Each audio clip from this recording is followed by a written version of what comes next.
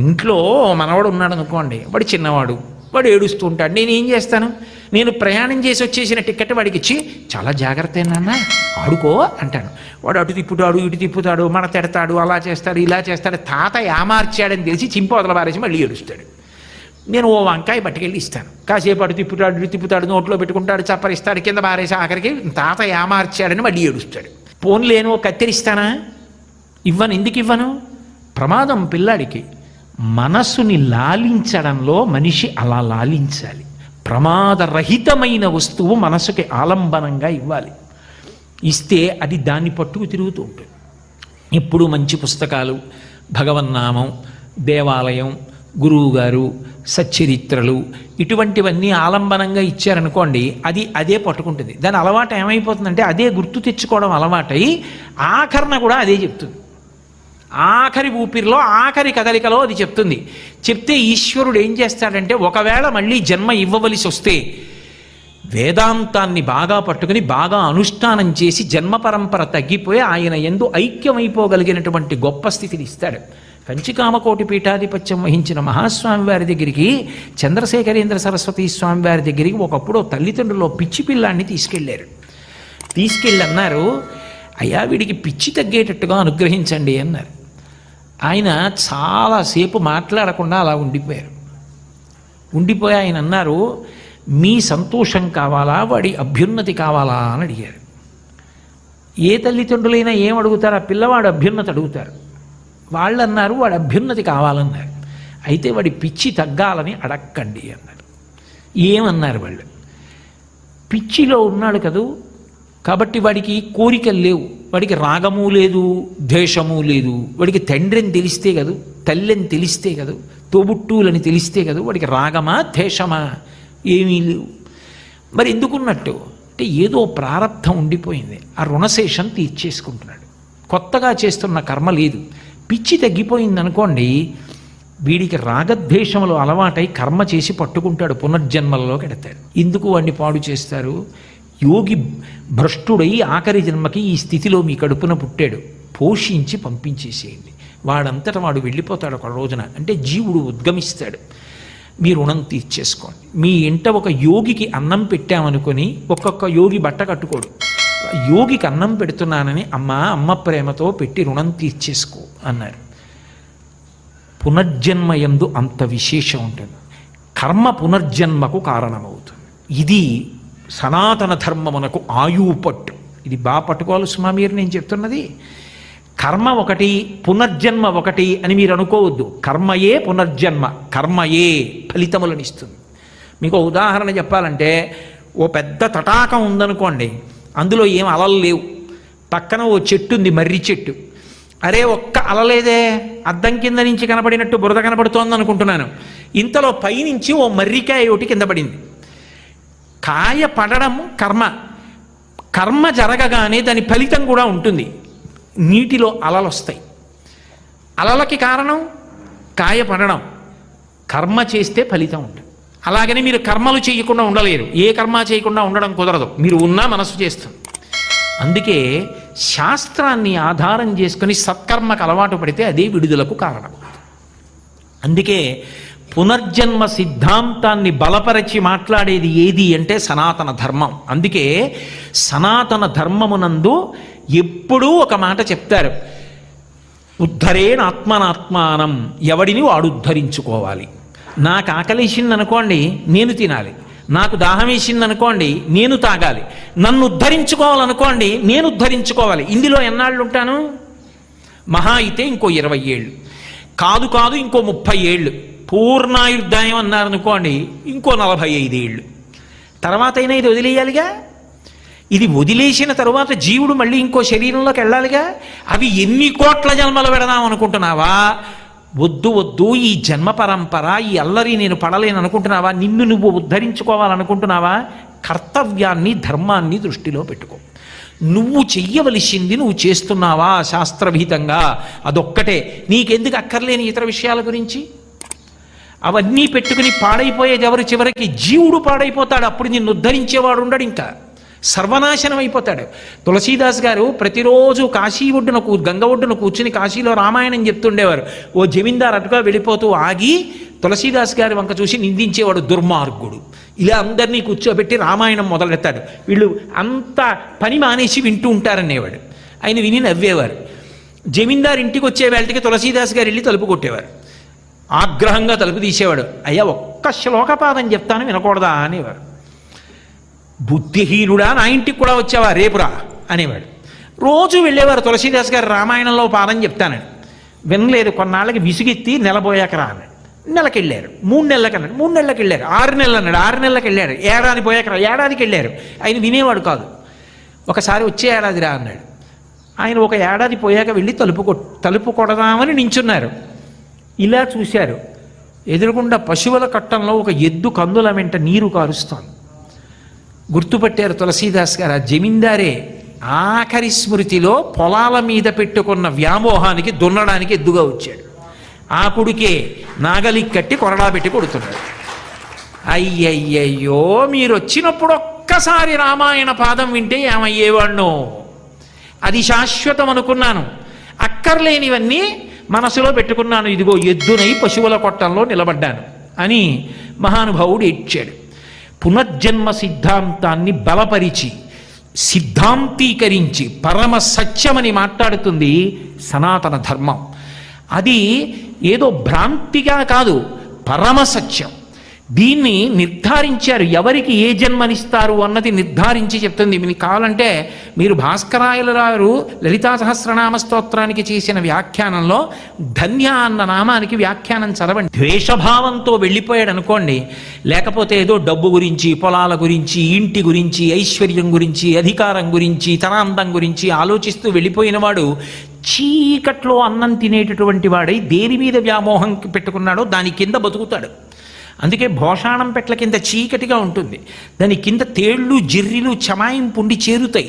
అంటే ఇది ఏమైపోతుందో, ఇంత కష్టపడి సంపాదించాను, ప్రారంధం. దీని కొరకు ఏం చేస్తాడంటే దాని కింద కూర్చుంటాడు. శ్రీరామనవమి వచ్చింది, చందా ఇస్తారా అని ఎవరో వస్తారు. మా నాన్న పాపం ఏమీ చేసుకోలేదు, మా నాన్నగారు వెళ్ళిపోయిన ఏడాది ఏటి సూతకం, మా నాన్నగారి పేరు మీద అన్నదానం చేయండో 10,000 ఇస్తారని కొడుకు తాళం తీస్తుంటాడు. అయ్య బాబో, ఇంత కష్టపడి సంపాదించారు, శ్రీరామనవమికి 10,000 ఇచ్చేస్తున్నాడని కటకటకట బయటకు వచ్చి కొండెత్తుతాడు కొడదామని. కొడుకు చూస్తాడు, చెప్పట్రా అని చెప్పి చెప్పెట్టి కొడతాడు. ఆఖరణ ప్రాణం పోయే ముందు చీ సంపాదించి తేలునై వాడిని కొట్టబోయి వాడి చెప్పు చేత చచ్చిపోతున్నాడని చచ్చిపోతాడు. ఉత్తమ కర్మ ఉందా? పరితాపం ఒకటే. అలా కోట్ల జన్మలు ఎత్తాలని చెప్పింది శాస్త్రం. నేను చెప్పట్లేదు. భాస్కర రాయల వారంటే సామాన్యులు కాదు. మహాచతుషష్టి కోటి యోగిని గణసేవిత నామానికి ఆయన మీద పక్షపాతం పెంచుకున్న పండితులు ఏది అమ్మవారిని సేవించే 64 కోట్ల మంది దేవతల పేర్లు చెప్పన్నారు. ఆయన నవ్వి నా మీద పక్షపాతంతో అడుగుతున్నారు వీళ్ళని. ఆయన అన్నారు, సాయంకాలం కాశీలో గంగ ఒడ్డుకి స్నానం చేసి సంధ్యావందనం చేసుకురండి, నేను చెప్పడం ఎందుకు, ఆ దేవతలే ఆకాశంలో నుంచి మీకు చెప్తారన్నారు. కుంకుమానందరాయల వారిని ఉండేవారు ఆ రోజుల్లో, కుంకుమానంద స్వామి వారిని. ఆయన ఉరే అటువంటి మహానుభావుడి జోలి మీకెందుకు, ఆయన భగవంతుణ్ణి నమ్ముకు బతుకుతున్నవాడరా అంటే వినకుండా ఈ బ్రాహ్మణులందరూ ఉద్ధతితో వెళ్ళారు. ఆయన అందరినీ గంగ ఒడ్డును కూర్చోబెట్టి లలితాపరాభట్టారికని స్తోత్రం చేశారు. అమ్మవారు తన గణములను పరిచయం చేసుకోమని పంపించింది. ఇన్ని కోట్ల మంది ఆకాశంలో నిలబడి పేర్లు చెప్పి పరిచయం చేసుకుంటున్నారు. అప్పుడు కుంకుమానంద స్వామి వారు, ఎవరనుకుంటున్నావురా భాస్కర రాయల వారంటే అని గంగతో కళ్ళు తుడిచి చూపిస్తే భాస్కర రాయల వారిలో లలితాపరాదేవి కనపడింది. ఇప్పటికీ ఆయన శివలింగంలో వేసిన శ్రీచక్రం కాశీలో విశ్వనాథుడి దేవాలయంలోకి వెళ్ళి బయటికి వచ్చేస్తున్నటువంటి సందులో కుడి చేతి వైపు ఉంటుంది, నూతిలా ఉంటుంది ఆ లోతుగా. ఈ సంఘటన జరిగిన తర్వాతే భాస్కర రాయల వారు శ్రీచక్రంతో కూడుకున్న శివలింగ ప్రతిష్ఠ చేశారు కాశీలో. కాబట్టి చేసిన కర్మ ఉత్తినే పోదు. అందున కర్మ ఉత్తినే పోదు అంటే పుణ్యకర్మకి కూడా అన్నిటికీ ఫలితం ఒకలా ఉండదు. ఇది మీరు బాగా పట్టుకోవాలి. నేను చెప్తున్నమాట. బాగా డబ్బున్నవాడు ఒకడికి భోజనం పెట్టిన దానికి, తను తినడానికే ఉన్న భోజనంలో సగం వచ్చిన అతిథికి పెట్టేసిన వాడికి ఒకే ఫలితం ఉంటుందా? ఉండదు. అసలు భగవంతుడు ఎప్పుడైనా అనుగ్రహించాలని అనుకుంటే, భగవంతుణ్ణి నమ్ముకుని బ్రతుకుతూ ఎన్నడూ ఒక్క అర్ధన ఆశించని మహానుభావుడు మీ ఇంటికి వచ్చి ఓ గుటక మంచినీళ్ళు తాగి వెళ్ళిపోతాడు. ఒక మహానుభావుడు మీ ఇంటికి వచ్చి గడప దాటి లోపలికి వచ్చాడంటే ఈశ్వరానుగ్రహం కలగడం ప్రారంభమైందని గుర్తు. అందుకే భాగవతంలో గర్గుడు వస్తే ఊరకరారు మహాత్ములు ఆ రథముల ఇండ్ల కడకు వచ్చుటలెల్లం కారణము మంగళములకు మీరొచ్చుట శుభము మాకు నిజము మహాత్మా అంటాడు నందుడు. ఒక్కొక్క మహానుభావుడి చేతిలో పడినటువంటి చిన్న పదార్థం, ఒక్కొక్క మహాత్ముడి జీవితంలో జరిగిన ఉపకారం, ఆయన పొందిన సంతోషం వంశాన్నంతటినీ కాపాడుతుంది. శంకరాచార్యుల వారు బ్రహ్మచారిగా వచ్చి ఇంటి ముందు నిలబడితే ఒక పేద బ్రాహ్మణి వేసిన ఉసిరికాయకి లక్ష్మీదేవి అనుగ్రహించి బంగారు ఉసిరికలు కురిపించింది. ఇప్పటికుందా ఇల్లు స్వర్ణతమనాయి అని. నేను వెతుక్కుని కారులో కేరళ రాష్ట్రంలో ఆ ఇంటికి వెళ్ళి కనకధారా స్తోత్రం ఆ ఇంట్లో నిలబడి చేసి వచ్చాను. కాబట్టి చేసిన కర్మకి ఫలితం ఉంటుంది. అది మనం తెలుసుకున్న నాడు రాగద్వేషాలకి అతీతంగా ధార్మికంగా మనకున్న దాంట్లో మనం పుణ్యకార్యాన్ని చెయ్యగలుగుతాం. ఈ పునర్జన్మ సిద్ధాంతాన్ని చెప్పగలిగినది ఏది అంటే సనాతన ధర్మం ఒక్కటే. మీరు అందుకే మార్కండేయ పురాణం పరిశీలించండి, ధన్యాది నామములు పరిశీలించండి, పురాణములను పరిశీలించండి, పునర్జన్మలు ఎందుకు వస్తాయో అర్థమవుతుంది. భాగవతాన్ని పరిశీలించండి. అన్నీ విడిచిపెట్టి తపస్సుకి వెళ్ళిపోయిన భరతుడు ఒక లేడి మీద వ్యామోహం పెంచుకున్నాడు. చిట్ట చివరికి లేడై పుట్టవలసి వచ్చింది. అందుకే చరమ ప్రయోజనంగా ఏం చెప్తారంటే వైరాగ్యం చెప్తారు. ఒక స్థితి వచ్చేసింది, ఇక నా చెప్పులు ఇప్పేశాను. ఒకనాడు నేను పెళ్లి కొడుకు చెప్పులు వేసుకుని పెళ్లిపీటల మీద కూర్చున్నాను. ఒకనాడు తండ్రి చెప్పులు వేసుకుని బాలసారే చేశాను ఆ కొడుక్కి. ఒకనాడు తండ్రి చెప్పులు వేసుకుని స్నాతకం చేశా. ఇవాళ ఆ చెప్పులు ఇప్పేశా అంటే తండ్రిగా ఉన్నాను. ఇప్పుడు నాకు మనవడు పుడితే ఆ చెప్పులు నా కొడుకు వేసుకుంటాడు, తండ్రిగా వేసుకుని వాడు బాలసారే చేస్తాడు. వాడు ఇల్లు కొనుక్కుంటే వాడు గృహప్రవేశం చేస్తాడు. నేనేం చేస్తాను? జుట్టు తెల్లబట్టల్లా ఈశ్వరుని ఎందు బుద్ధి పెట్టుకుంటాను. ఉన్న సమయం అయిపోయిన తర్వాత నన్ను ఆదుకునేవాడేవాడు. అందుకే కురుల్ వెల్వెల్లగానప్పుడే చింతింపన్ బలిమీ పదాంబుజములన్ శ్రీకాళహస్తీశ్వర అంటాడు. కాబట్టి వానప్రస్థము, వైరాగ్యము సంసారమునందు శాస్త్రం చోటిచ్చి కల్పించింది. లేకపోతే మనిషి పాడైపోతాడు, ఉత్తర జన్మలలో నశించిపోతాడని జీవుణ్ణి రక్షించుకో, నిన్ను నువ్వు కాపాడుకో. ఉద్ధరేణాత్మనాత్మానం. నువ్వు రాగద్వేషాలు పెట్టుకుని వెళ్ళిపోయిన తర్వాత నీ పేరు మీద ఎవరో ఏదో గోదానం చేసి నిన్ను ఉద్ధరిస్తారనుకోకు. ఇక్కడ ఉండగా నువ్వు పట్టుకున్న ధర్మమేదో అదే చిట్ట చివరికి నిన్ను కాపాడుతుంది. మీరు ఎన్ని కావ్యాలు చదవండి, ఎన్ని పురాణాలు చదవండి, ఎన్ని వేదాలు చదవండి, అన్నిటినీ పిండగలిగిన శక్తి మీకుంటే పిండేయండి. అందులోంచి రాలిపోయేవి రెండే అక్షరాలు. ఆ రెండక్షరాలే ధర్మం. ఆ ధర్మాన్ని ప్రబోధం చెయ్యడానికే ఇవన్నీ వచ్చాయి. అదే ఈశ్వరుని యొక్క అవతార ప్రయోజనం. అందుకే ప్రతిజ్ఞ చేసి చెప్పాడు, యదా యదా హి ధర్మస్య గ్లానిర్భవతి భారత. ఎప్పుడెప్పుడు ధర్మమునకు గ్లాని కలుగుతుందో అప్పుడప్పుడు అవతార స్వీకారం చేస్తానన్నాడు. కాబట్టి ఆ ధర్మము గురించి ఎప్పుడు మనిషి ప్రయత్నపూర్వకంగా ఆలోచించాలి. ధర్మాచరణమే మనిషిని చిట్ట చివరికి కాపాడుతుంది. తన ధర్మానికి ప్రతిబంధకంగా నిలబడుతున్నారు, తన ధర్మం పాడు చేసేస్తున్నారు అనుకుంటే నిర్మోహమాటంగా వారికి దూరంగా జరిగిపోవాలి తప్ప అంటకాగి సర్వనాశనం అయిపోవడానికి మాత్రం ఎన్నడూ ప్రయత్నించకూడదు. కాబట్టే ధర్మము ధర్మము ధర్మము పునర్జన్మ, వేదము, ప్రమాణము, ప్రమాణవాక్కులు, 5 ప్రమాణములు, ఇవన్నీ సనాతన ధర్మం యొక్క అద్భుతమైనటువంటి ప్రతిపాదనలు. సనాతన ధర్మమునందు పరమాద్భుతమైనటువంటి విశేషం ఒకటి. శృతి అంటుంది అజాయమానో బహుధా విజాయతే అంటుంది. అసలు ఆయనకు రూపం పుచ్చుకోవలసిన అవసరం లేదు. ఎందుకని? అంతర్బహిశ్చ తత్సర్వం వ్యాప్య నారాయణ స్థితః. లోపల బయట కనపడే దాంట్లో, వినపడే దాంట్లో, చూసే దాంట్లో అంతటా ఆయన తప్ప వేరొకటి లేదు. ఆయనే ఉన్నాడు. ఆయనే ఉంటే మరి ఎందుకు కనపడ్డావు? నెయ్యి ఎక్కడుంది? పాలల్లోనే ఉంది. మరి ఎందుకు కనపడదు? పాలలోనే ఉన్న నెయ్యి మీకు కనపడాలంటే పాలు తీసుకురావాలి, పొంగిపోకుండా జాగ్రత్తగా కాయాలి, ఎర్రటి తట్టు కట్టాలి, చల్లారబెట్టాలి, కాస్త పెరుగు తేవాలి, తోడు పెట్టాలి, మర్నాడు పెరుగవ్వాలి, కవ్వం దింపాలి, చల్ల చిలకాలి, మజ్జిగ ఏర్పడాలి, మజ్జిగలోంచి వెన్నముద్ద పైకి రావాలి. ఇక తర్వాత చిలికితే వెన్న కరిగిపోతుంది. పైకి తేలిన వెన్నముద్ద పైకి తీసి గిన్నెలో పెట్టి చక్కగా సన్నని సెగ మీద కాలిస్తే కమ్మని వాసనతోటి ఆ నెయ్యి తయారవుతుంది. ఇప్పుడు ఆ నెయ్యి ఎక్కడి నుంచి వచ్చింది? పాలలోంచే వచ్చింది. మరి పాలల్లో కనపడిందా? కనబడదు. పాలలో ఉన్న నెయ్యి నువ్వు పరిశ్రమ చేస్తే కనపడినట్టు విశ్వమునందున్న విశ్వనాథుడు, లోకమునకున్న లోకేశ్వరుడు నీ సాధన చేత కనపడతాడు. అది ఎవరికి కనబడ్డాడు? భక్తుడైన వాడికి కనబడ్డాడు. ఎవడు భక్తుడు? వాడు పరిశ్రమించాడు, తాపత్రయపడి ఆయనతో అనుబంధం ఏర్పరుచుకున్నాడు. ఒక ప్రేమ భావనకు భక్తి అని పేరు. ఏమిటా ప్రేమ అంటే? జపో జల్పశిల్పం సకలమపి ముద్రా విరచన గతి ప్రాదక్షిణ్యా క్రమణవశనా జాహుతి విధి ప్రణామ సంవేశసుఖమఖిలమాత్మార్పణ దృశ సపర్యాపర్యాయస్తవ భవతు ఎన్మే విలసితం అంటారు శంకరుల సౌందర్యలహరిలో. నేను మాట్లాడుతున్నాను అనుకోండి, అమ్మా నువ్వు ఇచ్చిన ఆలోచన, అమ్మా నువ్వు ఇచ్చిన ఊపిరి, అమ్మా నువ్వు ఇచ్చిన వాక్కు తల్లి నువ్వు పలికించావు అన్న నా భావన భక్తి తప్ప ఇంటి దగ్గర గదిలో కూర్చుని చేసిన పావుగంట పూజ కాదు. నిరంతరం అమ్మా నాకు వాక్కులు ఇచ్చిన దానివి నువ్వు, నా ఆలోచన నువ్వు. యాదేవి సర్వభూతేషు బుద్ధిరూపేణ సంస్థిత నమస్తస్యై నమస్తస్యై నమస్తస్యై నమో నమః. అమ్మా కాసేపు ఆగితే ఈ శరీరం నీరసపడుతుందని ఆకలి రూపంలో వచ్చిన దానివి నువ్వు. యాదేవి సర్వభూతేషు క్షుధారూపేణ సంస్థిత నమస్తస్యై నమస్తస్యై నమస్తస్యై నమో నమః.